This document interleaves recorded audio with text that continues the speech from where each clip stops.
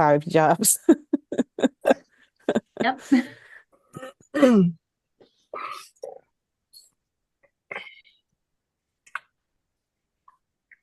Hi, Katie. That's Katie.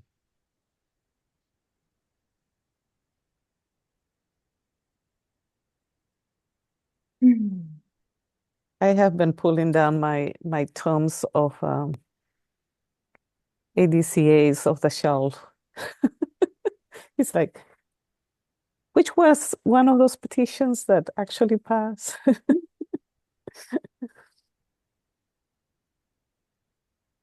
We changed a lot. Yeah, We don't realize how much we changed. I was getting the content ready for the PCM, and then okay, I need to know the specific petition and when it was there, and so very interesting to reminisce.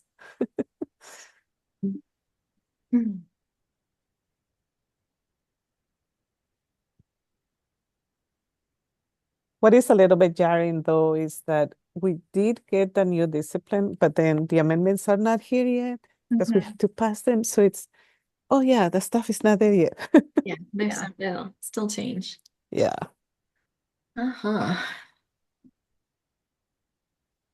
I know, and it's not like they're going to print all new disciplines, when things do pass. So they'll just re-amend them. Yeah. Yeah. All right. Well, I think this is pretty much who had said that they'd be here. We had 15 people respond they could attend. So, and Chad just messaged me that he'll join when he's able. Let's start with some prayer.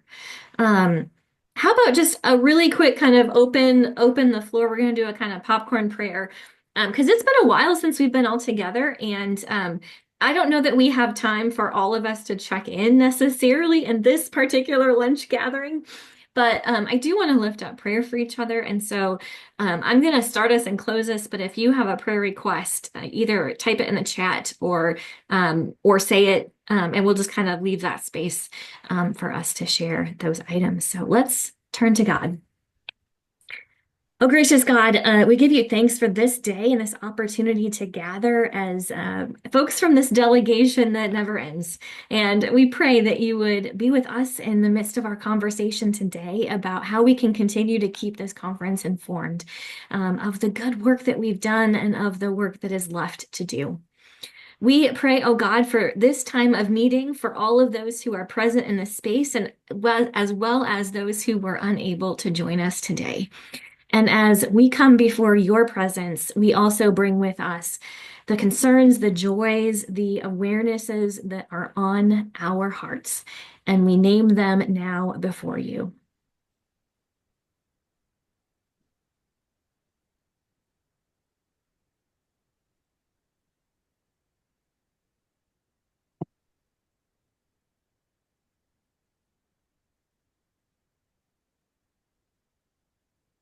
I'm going to lift up a prayer request for my sister-in-law, Alicia.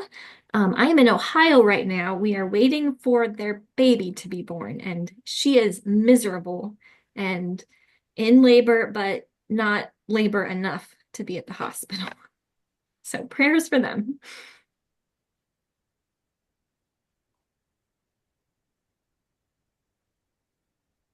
Prayer for an aunt, one of my mom's sisters, that had some kind of brain event going on, and they're trying to deal with that at the hospital.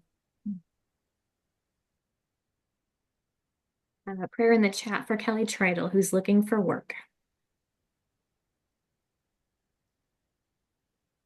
Prayer for congregations who are starting to be strongly affected by administration choices, both for Iowa and the country, and their ability to see a different kind of future for themselves that helps one another. From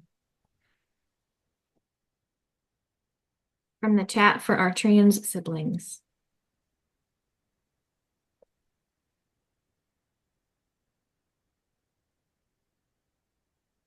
Prayers for Sandy, a member at Salem that received a cancer diagnosis this morning. Barry, prayers for you for knee replacement surgery in May. Sam Harding, who's a member of the Board of Laity, his mother passed away yesterday, so prayers for him and his family.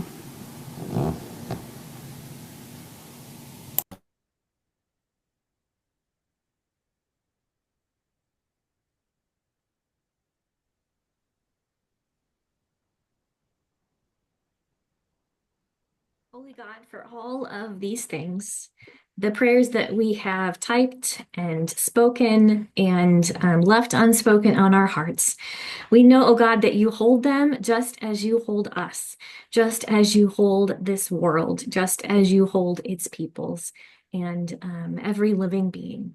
And so we pray, oh God, that as we care for these things, that you would also help us to care for one another. In Christ's holy name we pray. Amen. All right, friends. Well, we wanted to do a touch base and get back together. I don't know that this will take our whole hour in order to talk about constitutional amendments, because those are coming up for a vote finally at this annual conference. And we have been doing some work trying to figure out, like, from the conference perspective, what do we need to get people information about? How do they know what they are? How do they know how to vote? Like the process for voting, not like what they should vote for. I think that's our role as a delegation. I get to wear my delegation hat, and we do get to advocate more specifically for these things. And so we are trying to get information out there to the conference about these things, and that's where we would love some of your help. So a couple of things that we've talked about so far is one, how do we get out the vote and get people to show up? And the second is, what's the content that we're putting out there? So that first item, how do we get out the vote? We've had a couple of conversations about this, and I wonder if we have, I don't want to lead on share all of, we had a kind of a plan for this meeting, but we didn't have an organized plan for this meeting. So does anyone else who was part of those conversations want to talk a little bit about what we've already talked about for getting out the vote? Kind of looking at Nitsa, if you want, I'll go first, and if Nitsa, you want to add anything. We did meet recently, just a small group of us, to kind of chat about the amendments that were in our particular areas. And so we kind of divided those out as opportunities for us to do a video or some sort of resource for the conference that could be sent out for people to just get some specifics about what the amendments are, because it has been a little bit. I think we all even need a couple little refreshers. So we talked about that. We also talked about who needs to be there and how we're going to do that. I see that kind of on our agenda to talk about a ways down, but it's not just about those of us who are in the subcommittee that, for example, I was in conferences, and so I did a lot around regionalizations, but you were all there and you got to vote for this, the general conference delegates were able to vote for those. And so we want your voices too. So not just those of us who are in the subcommittees that dealt with the constitutional amendments, but anyone who has anything that they'd like to say in terms of resourcing and encouragement to pass these amendments. Also, we talked about just reminding people how this works. So how do constitutional amendments work? How does the voting process work? What's different? How I think it's a little confusing for people to understand an aggregate vote rather than just conference by conference. And so talking about that as well. So just education. Mm-hmm. So we started to put together some pages out on the website, and two things that we have been very focused already on is the content for the pre-conference manual. Make sure that we have all that content out there on the pre-conference manual. In the town hall, we're going to be addressing both the ratification process, make sure that people, again, get that whole concept of the ratification process and how we vote at the annual conference and how every vote counts because it's an aggregate vote. So content about that. Then content very specific about the 4 ballots. So we're going to have 4 ballots in these constitutional amendment votes.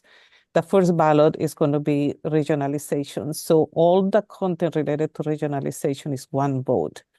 And then we have the content for the vote for paragraph 4, article 4 on inclusiveness of the church. That's going to be ballot number 2. Ballot number 3 is on the racial justice, article 5 of the Constitution.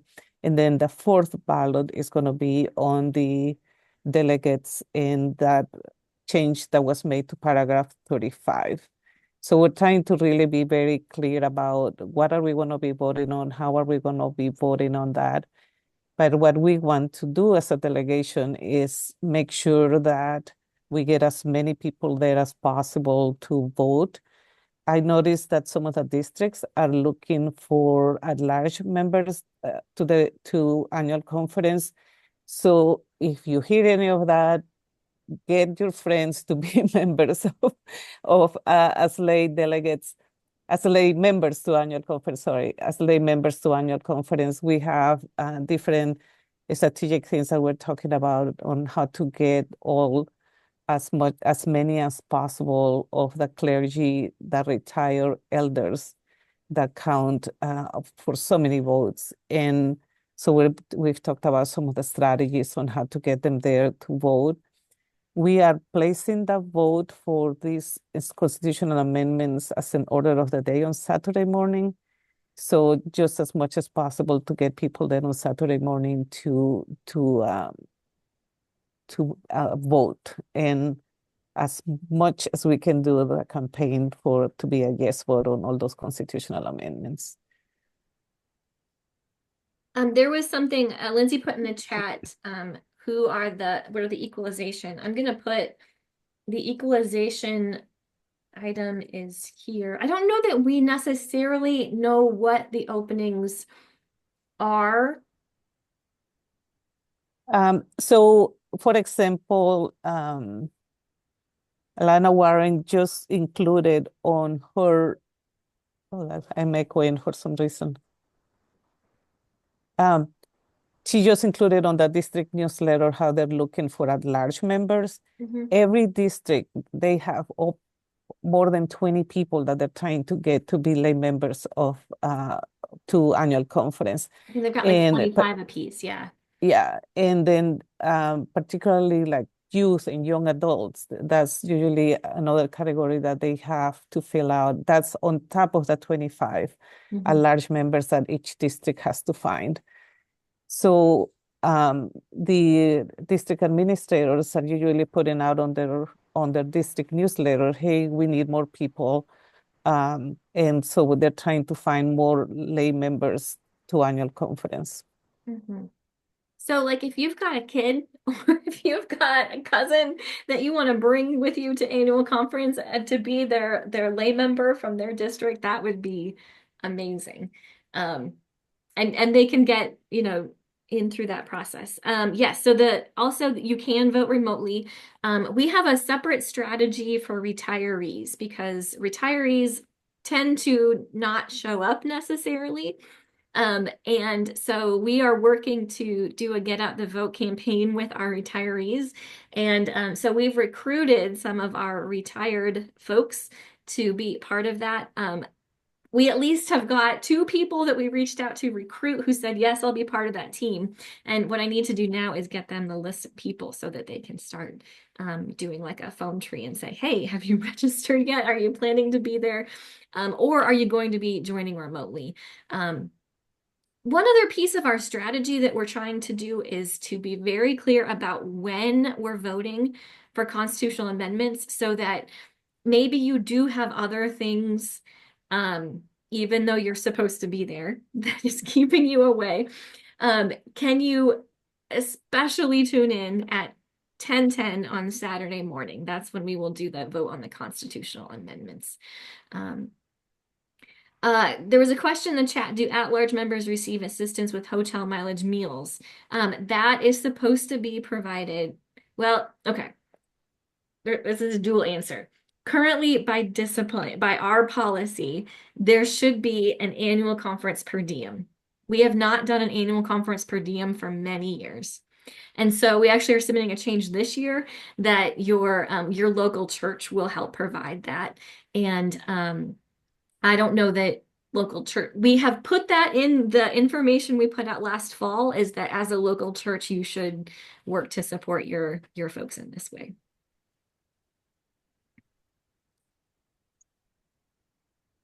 Katie or Nitsa, do you want to share what happens before the vote? Because I think there is a bit of a draw to be there on Saturday morning.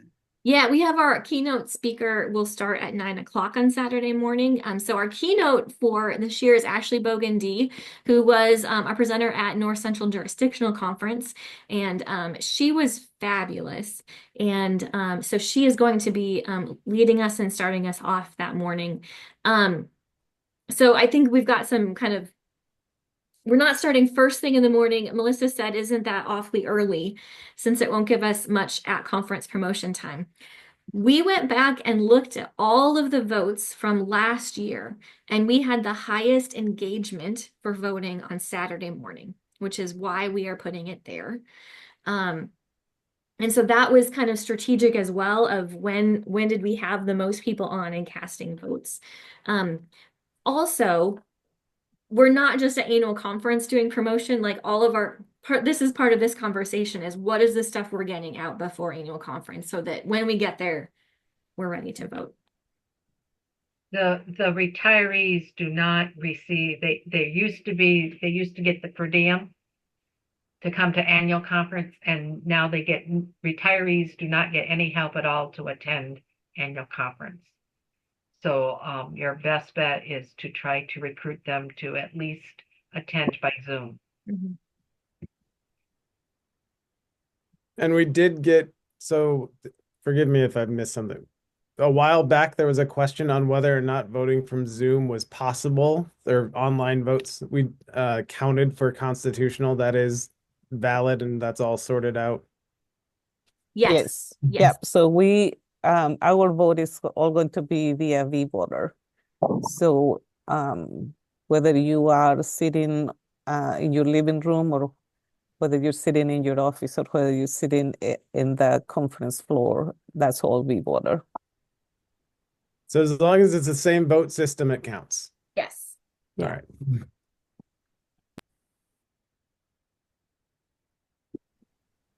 Yeah. Also, just a kind of nuts and bolts sort of thing too, is we will not see the results. And I think that can be a little disappointing for people. And so maybe in our prep, just reminding people that we will not know the results because it's an aggregate vote. So we won't know how we voted in Iowa, because we will not show the results. Yeah. And we will not know the results even after they're all collected. The decision was made that they're not going to be sharing that information like they did in 2017. In 2017, disappointingly enough, Iowa did have 17% vote no on the Article 4. But this year, this time around, they're not going to be sharing the results by conference like they have done in previous votes for constitutional amendments. I do think so we will not know how we voted. I mean, I will know, but I cannot tell you. I do think we're at an advantage this time around, is we're not competing against the misinformation, disinformation campaigns that were happening last time around, like the fear mongering of adding gender to as a protected class. And so I think we are more likely to be successful in passing these, but we just need to do our part and get as many people as we can there to vote. So Chad got really excited about doing buttons and t-shirts. And so that is another conversation we've had. I wish Chad was here to update us on that. I'm in the middle of the meeting. Oh, did you get it? No. Oh, she muted. Yeah, so Chad is currently waiting to see if he's being selected for a jury. And so that's why he can't join us. He doesn't think he's going to be selected, so he thinks he can hop on. So I was kind of waiting until maybe he popped in for that. So before we get to that, maybe let's talk about some other ways that you all can help us. The first thing that I think we need to do is I think we all need to be prepared to answer a question if someone asks us why, like, what is this amendment about? And how should I vote on it? Like, what's the rationale either way? And so we want to make sure, I think because of the work that we've done for prepping, I think most of us kind of know what each of these things is, but I want to just kind of create a little bit of space if there are any questions. So do any of you have questions about these 4 amendments, whether they're silly questions or not, that you think it would be helpful for all of us to be aware of so that we're prepared as we hear those questions to answer them? Do you all feel comfortable with knowing what those 4 amendments are? I see some thumbs up. I think that's a fair question because I can tell you the one that I had to go back and look a little bit more is like, what did we actually change on Article 5? And it is taking me a couple of times to look at that content and to look at the changes and to even listen to some of the videos from G Core. So it's like, why were we making this change? So I think any question is a fair question. Mm-hmm.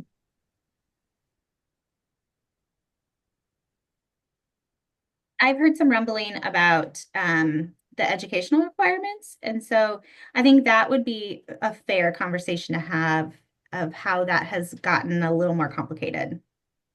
Yeah, I'll dive into that since Chad's not here unless someone else wants to. So this particular item, currently our discipline says that a local pastor can vote on constitutional amendments if they have completed their course of study, I believe is what the language says. This now says course of study or Master of Divinity from a University Senate approved theological school or its equivalent. And I think that's right. I don't have the 26th. Oh, I do have the 2016 one available. I want to make sure I'm The equivalent is only for central conferences. right. 35.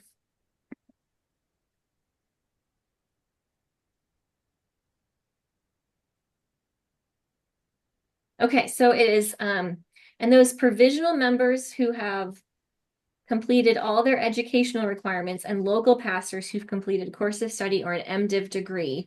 And what's being added is from an improved University Senate, from a University Senate approved theological school or its equivalent as recognized in a central conference. That's the language that's being added.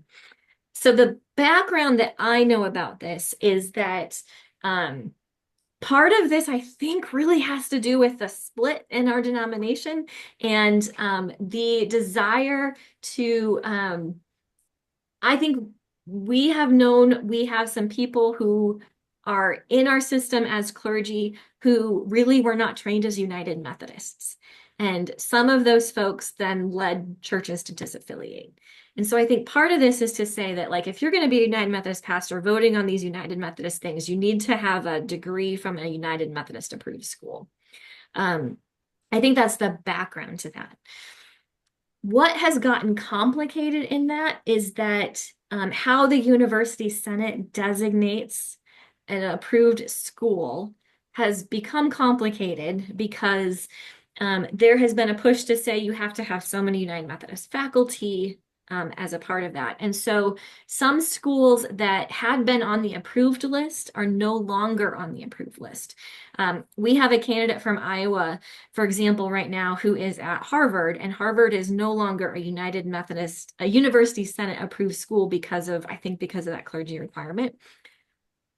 Princeton is no longer in that category. So, like, there's some reputable theological schools that have fallen off of that radar. And so there's been some pushback to that particular amendment.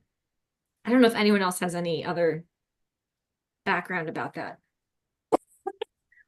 Well, the only thing I'd say, Katie, is I think that's the kind of information that probably needs to go out to people is the off the away from maybe the book of discipline language, because even on the document that you put in the chat, when it comes down to that ballot 4, I mean, it's not super clear what that means. So trying to make sure that whatever we're presenting to people, I understand the need to be to give the book of discipline lingo, the official language, but I think giving some of the background, giving the, here's where it is, I think is going to help people a whole lot more in trying to understand what's really happening. Because the more we can bring it to a level where everyone understands it, the more likely that people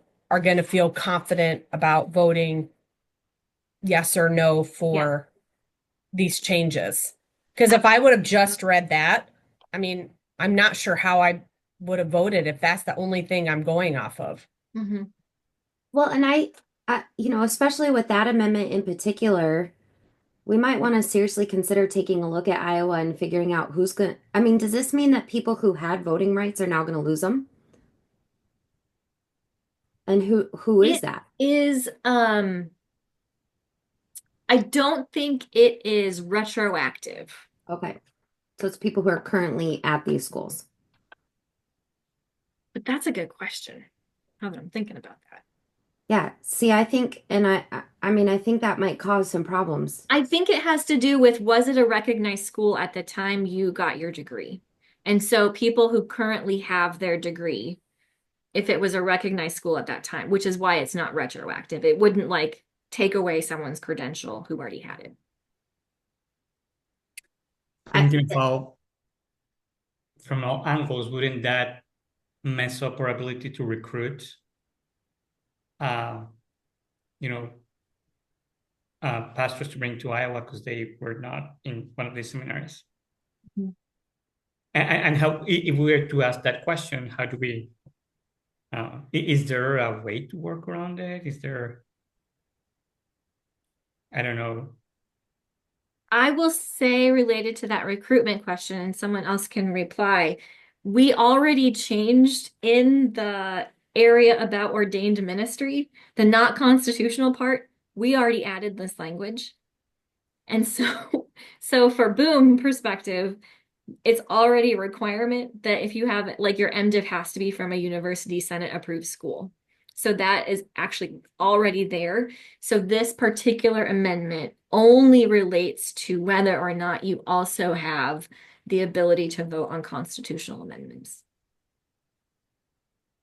And it brings this into line with what we already changed in the ordained ministry section.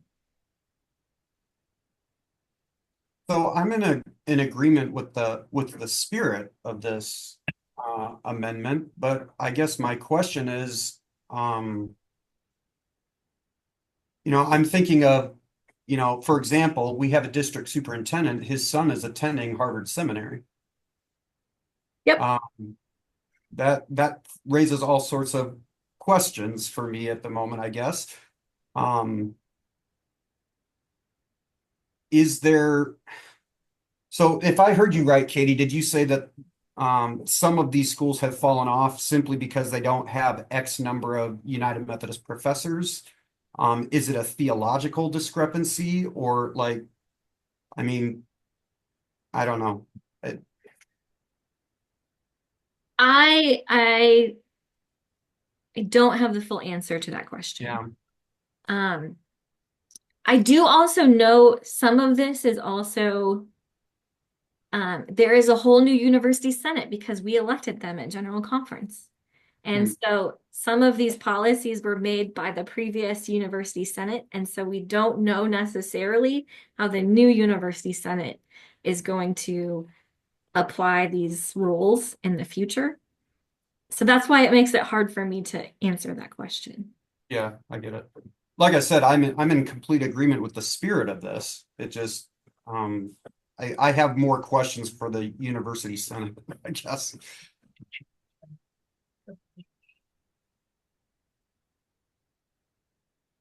And I would agree with Melissa's question is what does this mean for the local church and the pastors? Like, how does it affect us and some of those that maybe aren't as good as all of you on this screen? Well, first of all, it's not a very large number of people who are getting a master's of divinity degree that are serving as local pastors, except for those who are serving before they become ordained. It's a temporary status to a degree, while they are waiting to become ordained. So it's not, and sometimes there are those who actually get a second degree that are United Methodist schools. And it's an interesting kind of dilemma when we're talking about local pastors with Masters of Divinity degree that have it from a school that is not recognized by the as a superintendent, you find folks that want to become United Methodist that have a degree from a school that's not recognized by our university senate, but they have a degree, and so they're accepted at local pastor level rather than being ordained as an elder and accepted as an elder. So they really are required to go ahead and go get a degree like at UDTS or at St. Paul's or at Garrett or someplace, and fulfilling the requirement in a United Methodist setting, so that they would have the United Methodist ethos and understand what it means to be United Methodist.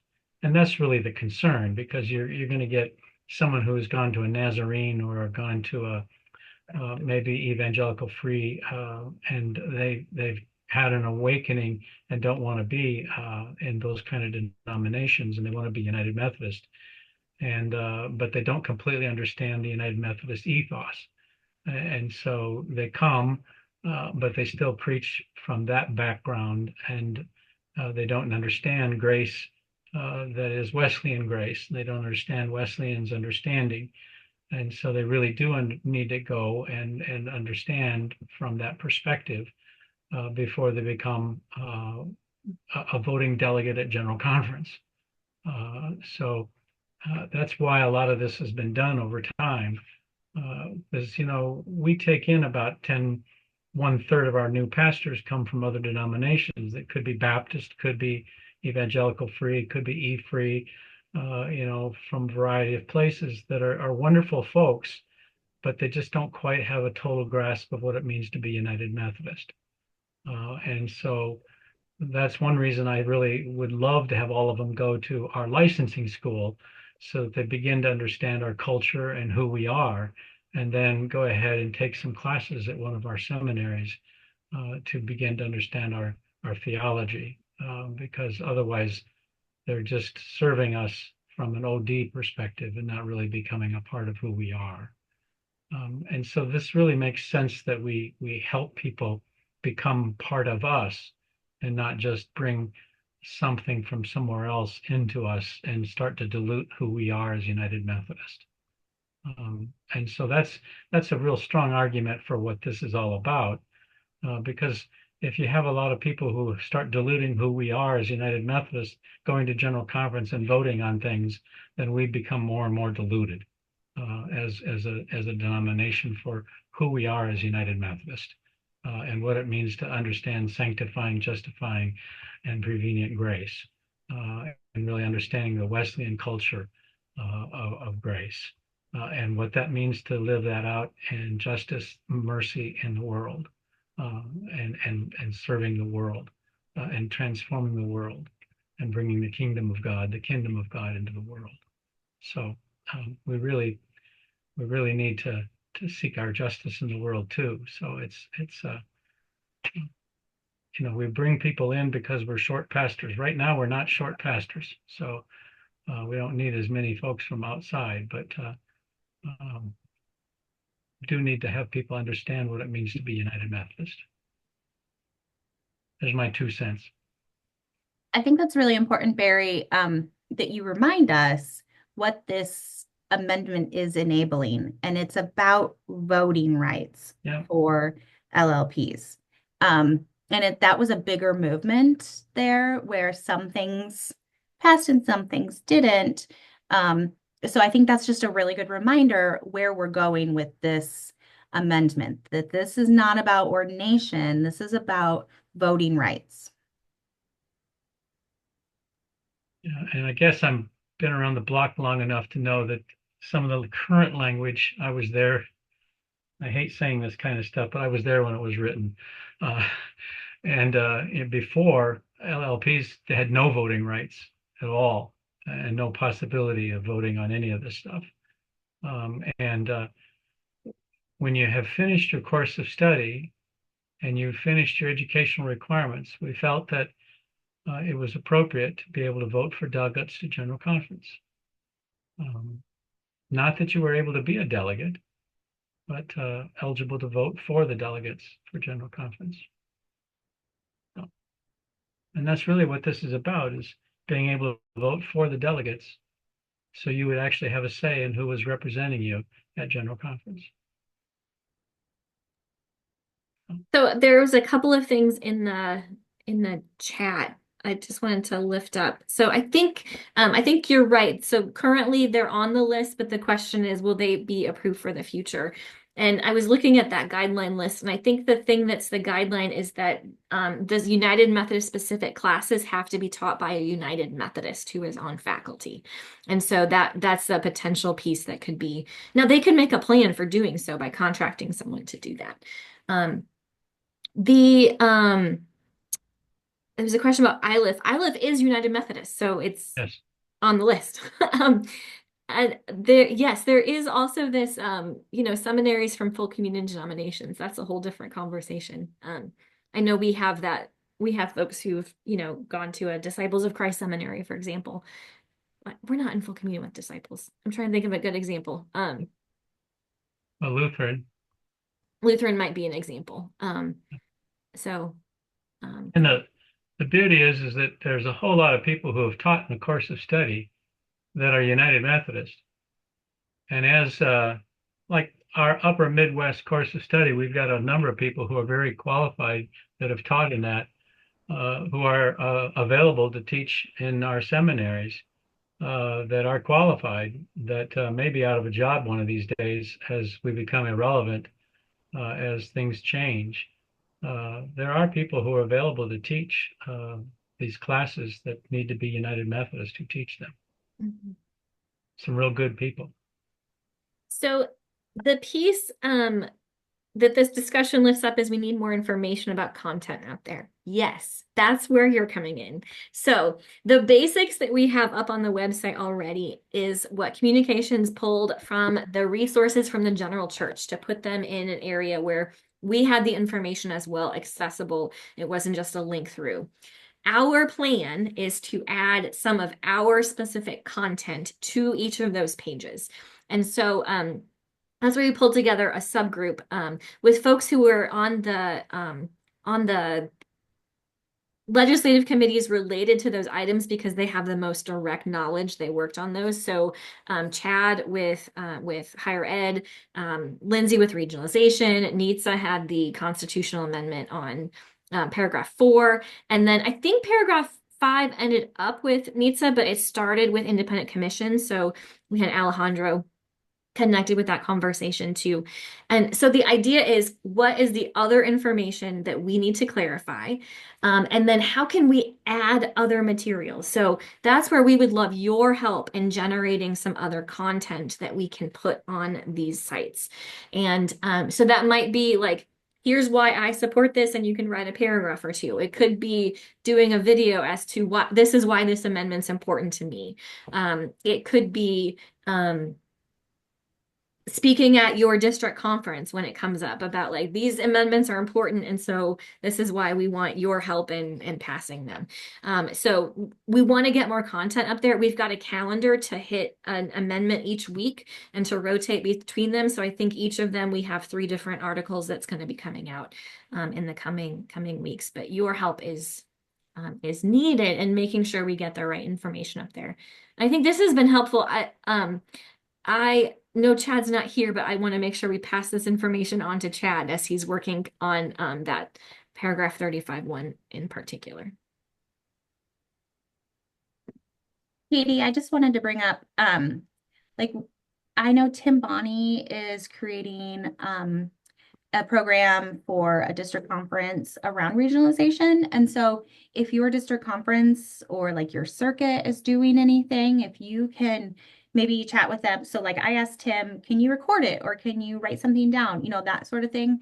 So if you're aware of anything happening in your circuit or in your district, we don't need to recreate the wheel and we can use some of that material as well. So if you're aware of that, reach out to those people and see what they have to offer. Mm-hmm. But it sounds like there are a lot of questions and passion around, particularly around 35. So do we have anyone that wants to work with Chad on the content? Find him some help since he's not here. Well, and just jumping off of Lindsay's recreating the wheel, I know there's work for us to do, but is there anything the bishop is planning to put out that we don't want to duplicate but amplify? I think what the bishop wants to put out is that people need to show up and vote. I think that's going to be her basic trajectory, rather than this is how we want you to vote. I think that's going to be her focus. Okay. And I don't think there's anything wrong with saying this is why I support it, because we literally voted on it. And I think that we can say, this is why I voted for this. Yeah. I don't think we should be afraid of that. Well, no, and on the conference website, each proposal says support of General Conference, Council of Bishops, Conference Delegation, Connectional Table, and others. Mm-hmm. So each one says we're already supporting it. We have supported it. Yeah. That was my question about the bishop, because we've got the bishop support listed there, and I can understand not saying vote yes, but I didn't know if she was going to be doing anything about here's why this is important. Yeah, I don't, that's a good question. I will ask her that, and see if she's going into more specific details on that. I still would love for her to do something for regionalization just because she's such an expert in it and her history. And I think the more that people know that our own bishop was behind a lot of this work, I think the better for that. And so, Katie, I don't want to say this is what the bishop should do, but I would definitely encourage her to do something around regionalization, especially. And she might have a passion about the others, but just specifically that was her role for so long. Yeah. So to answer Alex's question, does the Council of Bishops have anything in support? They have been really in the driver's seats for doing a lot of webinars in the central conferences, and they did a one in the US. So they have been very, Bishop Marco Coy has been leading that effort. Yeah, so the regionalization webinar that happened also included content on the other amendments. And so that's other stuff that we're going to keep adding to the conference page. Are some clips from those, because instead of watching 2 hours, what are some highlights that we can pull that we can utilize for that?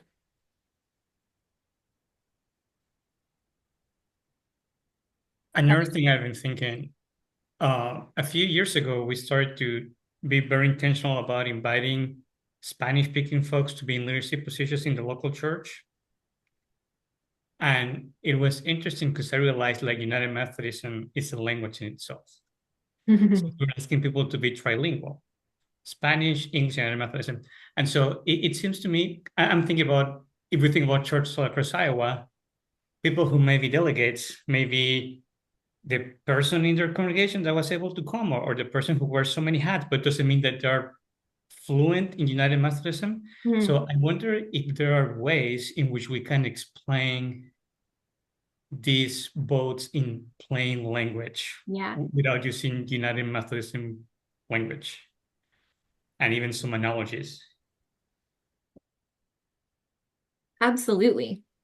I would say that any of you who want to help us do that, like this amendment for dummies, or I mean, like that's not for dummies, but or in like the kindergartner's version of Amendment 5, for example, that would be incredibly helpful for us to have. And Lindsay, I love what you put in the chat that like also if you see anything any other conference is putting out, like we can beg, borrow, and steal all of that kind of stuff. So I love that idea of like how do we translate this into like very, very basics. And maybe for each of the amendments, we could have like a 101 version, or I don't know what you call it, but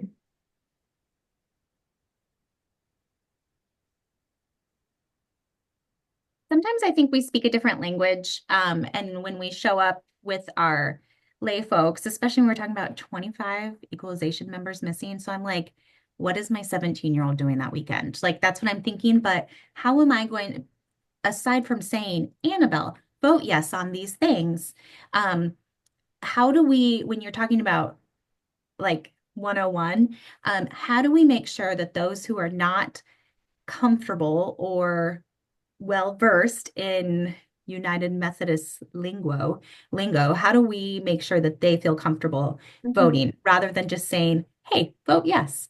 I actually really love that idea, Alejandro, of just like maybe we can clear it with my 17-year-old, like even though she has a pretty good grasp, how do we make this accessible for the average person in the pew?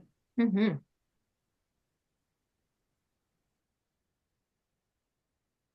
We should want that anyway, because when we leave annual conference and we say this is what we did, we should be able to explain it to the average person in the pew. And I know the lay member from Polk City isn't a metho nerd, like she's not going to know what we're talking about. So we need to do that.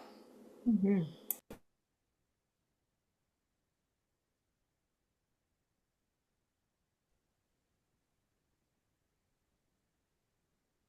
Thanks for linking the Northern Illinois piece. I think that's a really helpful handout.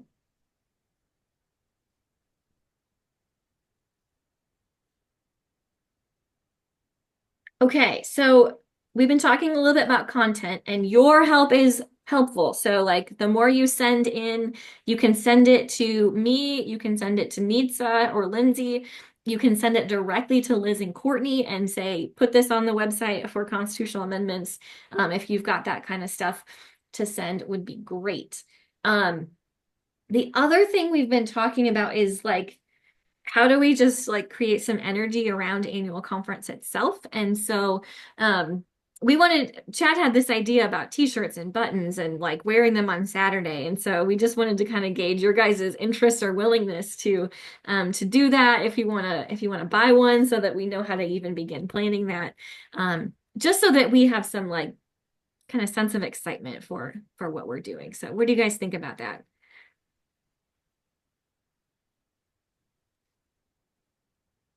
Oh, yes. We also talked about table tents with QR codes so that, when you got there to annual conference, there'd be a quick thing you could, go to the page where it has all the information.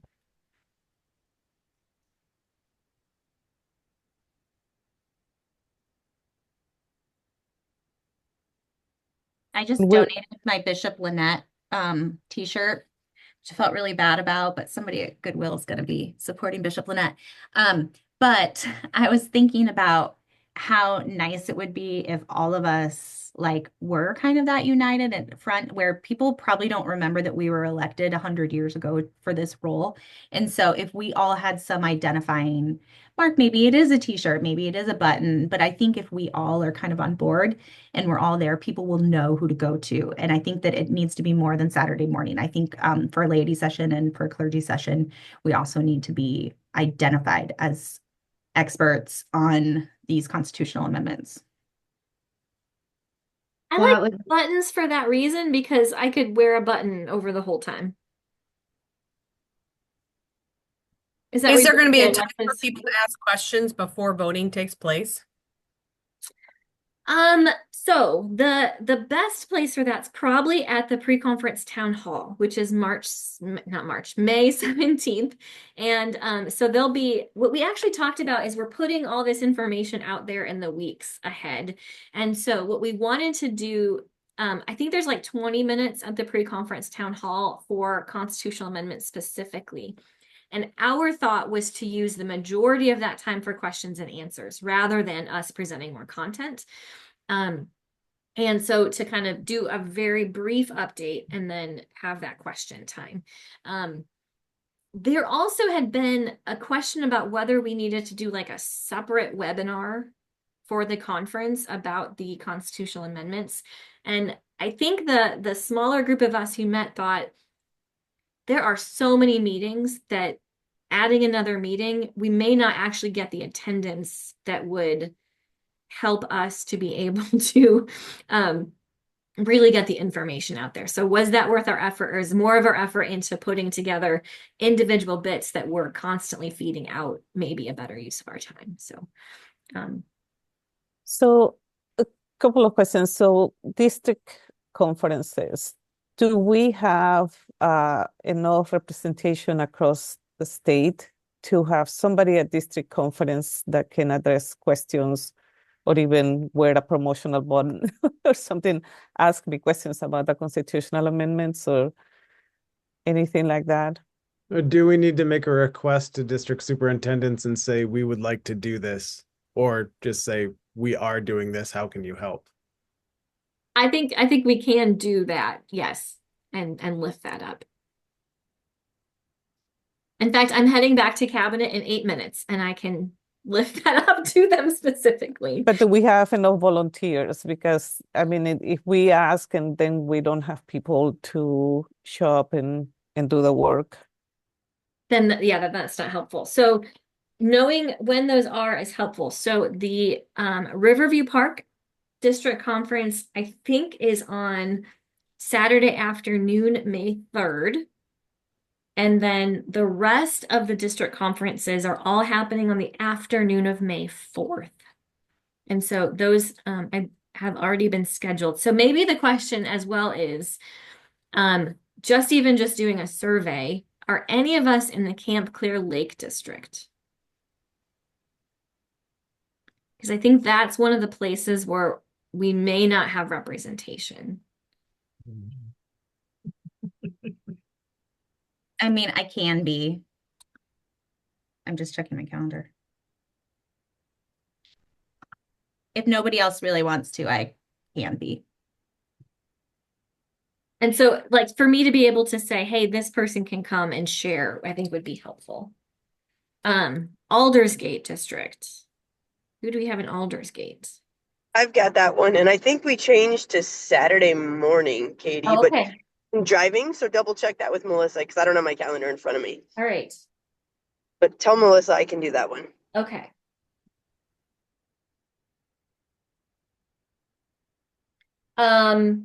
Riverview Park.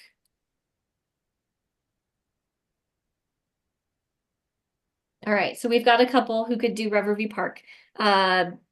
Pictured Rocks. All right, we've got a couple for Pictured Rocks. And then Golden Valley. We got Barry. Anyone else for Golden Valley? And Kay. MTC. Perfect. Okay, so I think we may be able then to cover. So if we've got Shannon, if Lindsay can check her calendar, and if anyone else is available to skip your conference and go to someone else's, let me know because I can pass, or let that district superintendent know.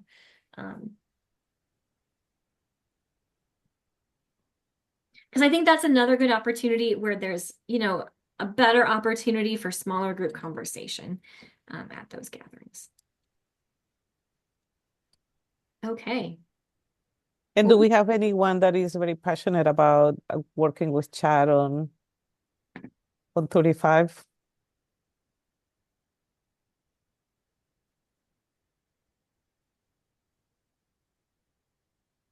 I'm not seeing any heads nodding. Hey, Nate, I don't want to throw you under the bus, but I feel like you're pretty well versed. Would you be willing to work with Chad? I can. Yeah. But if you don't feel comfortable, I'm sorry. I just No, that's fine. okay. And All it right. sounds like Barry has a lot of the background too. So Mhm. Chad Yeah, needs so something. Nate, if Chad needs something, you guys can contact me. Yeah.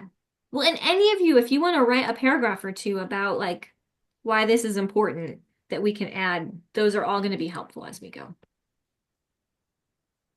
I like what I think it was Alex that put the stuff from Northern Illinois. Those sheets were very simple. I don't know if the rest of you looked at them yet, but those were really nice. Just real simple sheets. Yeah. That, it's 2 pages. Mm-hmm. But it's about as much as you can get down to, Alejandro, in plain language. It still has a lot of United Methodist stuff in it, though. Mm-hmm. For those of you asking, the list of district conferences, if they have put them on the calendar, they are on the conference calendar, on the website, but I don't know that everyone's put them on there yet. So okay, well, we are at the end of our time. So I appreciate all of you. Thanks for taking an hour to help us out with this, and we will keep you updated. And thanks for your willingness to be involved and do this. So, and we'll have buttons for you when the time comes. All right. Thanks, everybody. Thanks, everyone. Bye. thank you.